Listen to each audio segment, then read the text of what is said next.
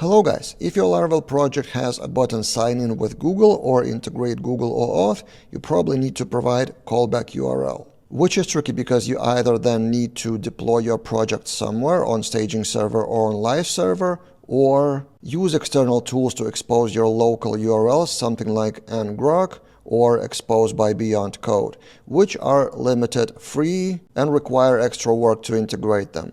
In this video, I will show you a new tool, new service launched by Marcel from the same Beyond Code, which I've just tried in my project and I will demonstrate to you. So if you have .test site locally, which is the case for me locally as I'm using Laravel herd, there's a separate new host, fwd.host, which allows you to do something like this in your .env. So you may have your callback URL to fwd.host and then your URL at the end. In this case, app URL for me is auth test with HTTPS, and locally I've launched herd secure command to provide HTTPS, and then in my Google Developer Console and Google Cloud Platform, I provide that specific URL here as well as authorized URL.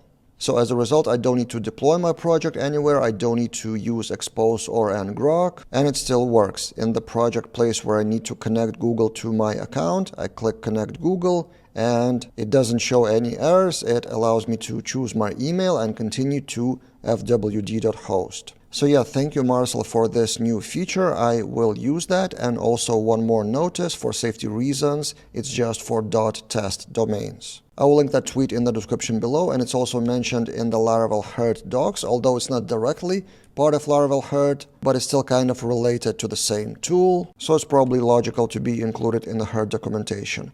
What do you think? Will you use it, or what do you use as alternative? Maybe I missed something. Let's discuss in the comments below as usual. That's it for this time, and see you guys in other videos.